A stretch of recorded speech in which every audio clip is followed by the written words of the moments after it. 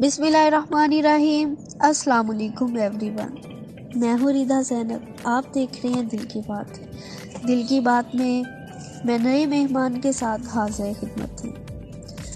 آج میرے مہمان ہیں رابعہ اسد۔ رابعہ رائٹر ہیں، شاعرہ ہیں، افسانے وغیرہ لکھتی ہیں، ناولز بھی لکھتی ہیں، غزل رائٹر ہیں، بکسٹاگرامر بھی ہیں۔ آج ہم ان سے جانیں گے کہ آپ رائٹر کی فیلڈ میں کیسے آ گئی۔ بچپن سے شوق تھا کہ میں نے رائٹر بننا ہے، یا کسی کو پڑھا، کسی سے متاثر ہو کر یہ رائٹرز کی فیلڈ میں آ گئی۔ انہوں نے خود کو کیسے پہچانا کہ میں رائٹر بن سکتی ہوں، یا میرے اندر بھی کوئی رائٹر ہے، ان سے جانیں گے۔ السلام علیکم رابعہ، کیسی ہیں آپ؟ وعلیکم السلام، الحمدللہ میں ٹھیک ہوں۔ سب سے پہلے تو شکریہ کہ آپ نے مجھے موقع دیا۔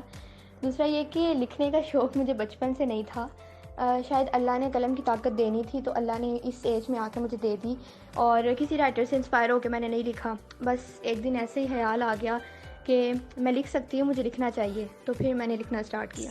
ایک رائٹر کے لیے مطالعہ اتنا ضروری ہوتا ہے جتنا مچھلی کے لیے پانی۔ آپ رائٹر ہیں، مطالعہ تو کرتی ہوں گی۔ کس رائٹر سے متاثر ہیں، کسے زیادہ پڑھتی ہیں، یا کس قسم کا پڑھتی ہیں؟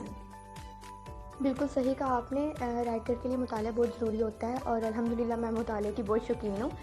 زیادہ تر میں نے نمر احمد کو پڑھا ہوا ہے۔ نمر احمد سے میں نے سٹارٹ کیا تھا پڑھنے کا، تو مطلب ان کو پڑھنے کے بعد پھر میں نے عمیر احمد کو پڑھا، اب پھر میں نے فرحت اشتیاق کو پڑھا، اس کے بعد اب میں بشریٰ سعید کو پڑھ رہی ہوں، کیونکہ مجھے ان کے ناولز میں بہت زیادہ دلچسپی پیدا ہو رہی ہے، تو اب آ کے بشریٰ سعید کو پڑھ رہی ہوں میں۔ زیادہ میں نے نمر احمد کو ہی پڑھا ہے۔ فیوچر میں کیا کیا کرنے کے ارادے ہیں، کہاں تک جانا چاہتی ہیں؟ اللہ تعالیٰ بہتر جانتا ہے کہ کہاں تک جانا ہے یا کیا بننا ہے کیا نہیں، لیکن میری ایک خواہش ہے صحافت کے شعبے میں جانے کی، لیکن وہ والی خواہش جو ہے نا وہ مجھے پوری ہوتی نظر نہیں آتی کہیں پہ۔ تو میں ڈاکٹر بھی بننا چاہتی ہوں، تو انشاءاللہ تعالیٰ ڈاکٹر بنیں گے۔ اور لکھاری میرا پیشن ہے، لکھاری ہونا میرا پیشن ہے، وہ پروفیشن نہیں ہے، لیکن آگے جا کے انشاءاللہ تعالیٰ میں اپنی بکس پبلش ضرور کرواؤں گی۔ اللہ تعالیٰ آپ کی مدد کرے، آپ رائٹر بھی بنے اور ڈاکٹر بھی بنے انشاءاللہ تعالیٰ۔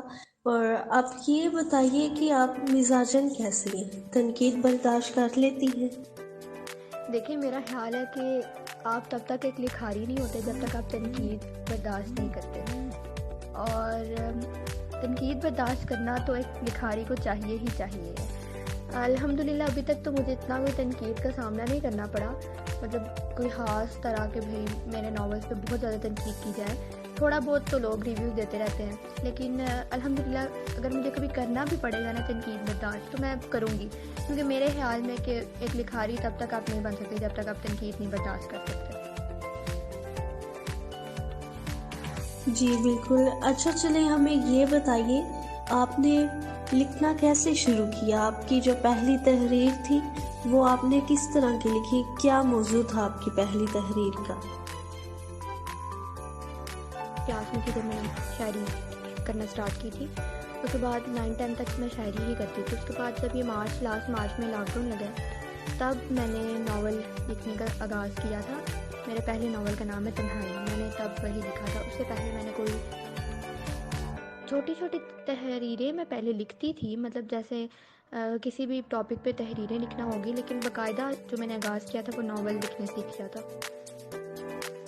آپ نے بچپن سے دیکھا ہو کہ میں بڑے ہو کر یہ بننا چاہوں گی؟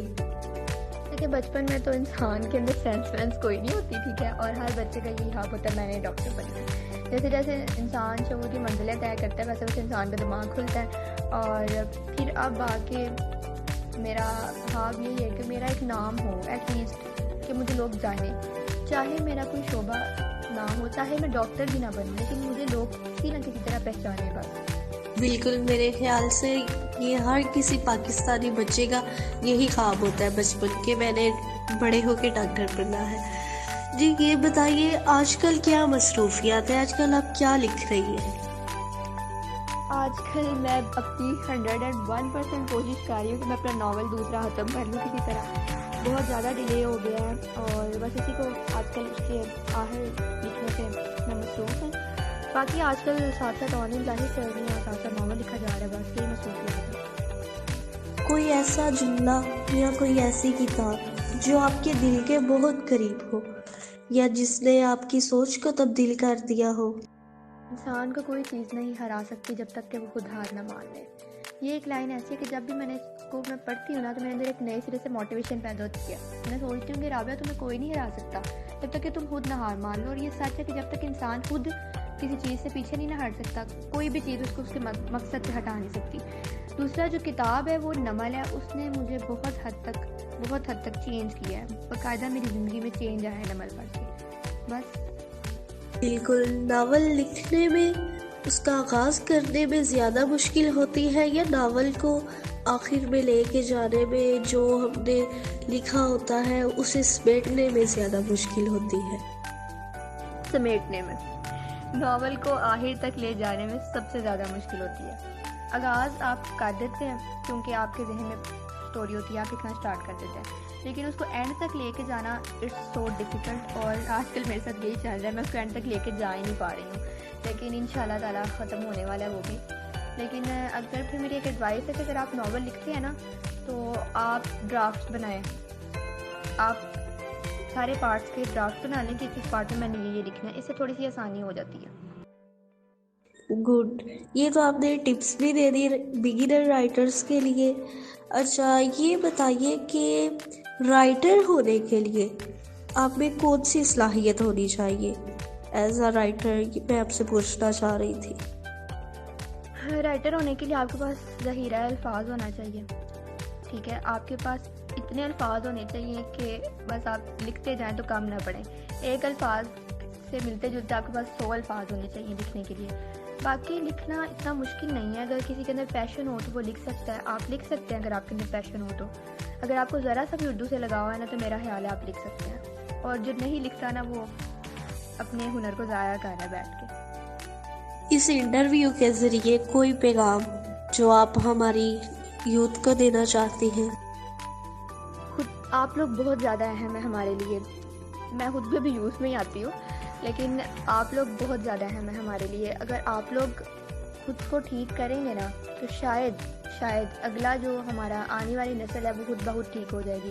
کیونکہ آج کل جو حالات چل رہے ہیں آپ دیکھ رہے ہیں کہ کس طرح کے حالات ہیں. ایسے حالات میں خود کو ٹھیک رکھنا ایک بہت بڑا مشکل امر ہے.